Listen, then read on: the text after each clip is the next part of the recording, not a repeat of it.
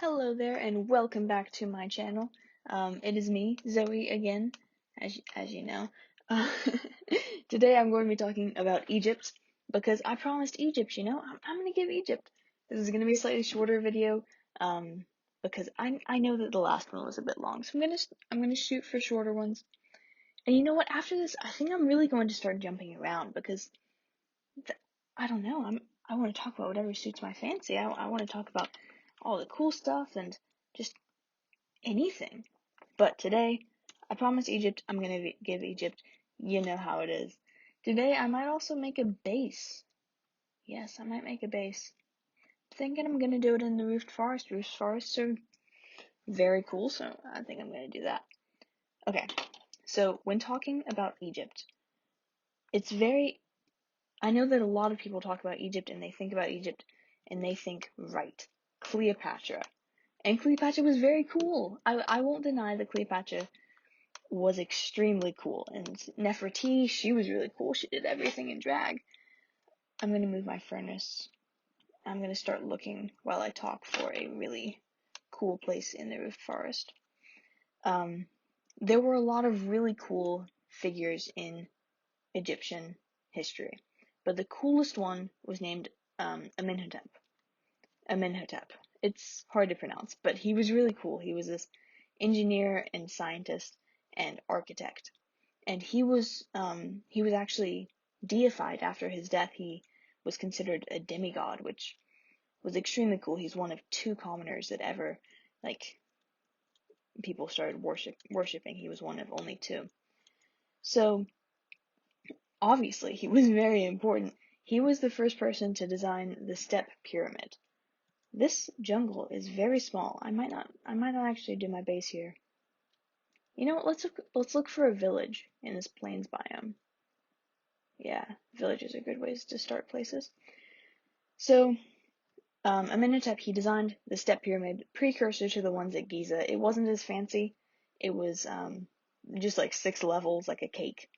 But it was still very cool. It was still a marvel of architecture and engineering at the time. They used slave labor to build it, but not really slaves, more indentured servants. It's how people paid their taxes, basically. People went around and assessed wealth, and they just, however much wealth they had to pay an amount of taxes, and that was usually building pyramids for people's tombs. But yeah, he was also a really good physician, but his deification was like the demigod of healing. So that was also really important, but the architecture, really cool with him. Egypt was just a cool place in general. They were one of the only places to not get, they were hardly ever conquered. This jungle just goes everywhere. Okay, we're going through the jungle. But Egypt, it was a really fertile place at the time. This was before it was really a desert, and they really valued learning and education and all that. Like, the library at Alexandria. So they really valued this kind of stuff. A ruined portal? Yes! Okay. 1 second. Visit. Clock? That's useful, actually. Helmet. I like the helmet. Golden apple. Flint and steel. Man. It's not very finished. There's no way that I can finish this portal. But I got some cool stuff. Look at me.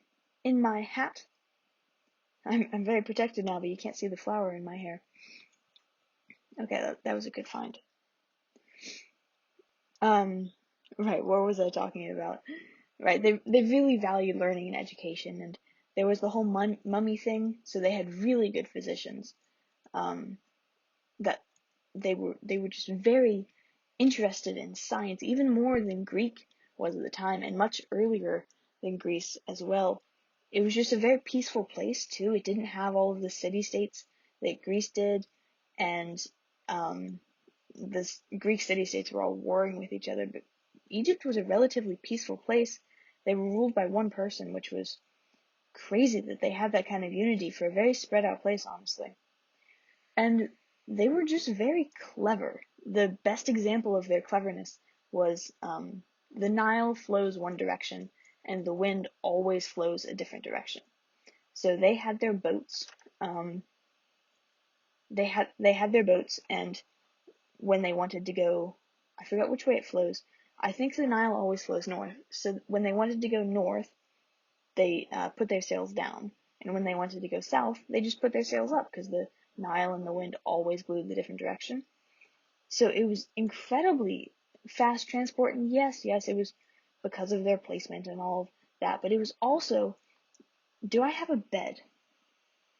I need to make a bed. So yes, they couldn't have done it without the Nile, but also, like, it was something really cool that they thought of. Not many people would have thought of that, I guess. It's very clever. This is totally nighttime. You can only sleep during night or thunderstorms. It's totally nighttime. Okay, now we're sleeping. So they were very clever people. I really like Egypt, even more than Greece, even though I know Greece is really cool and they have all of their gods and stuff, and I love their mythology. But Greece was just smarter.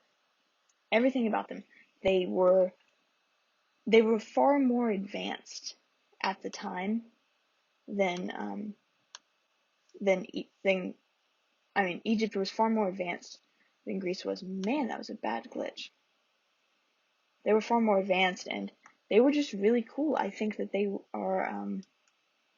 one of the coolest civilizations, and definitely the coolest ancient civilization. So yeah, I promised I would keep it short. It's pretty short, just a quick overview of Greece and everything that's super cool about it. I have no idea what we're going to talk about next time, and that's the really fun part. Okay, thank you guys for watching, and like or subscribe if you want to. Yeah, thank you.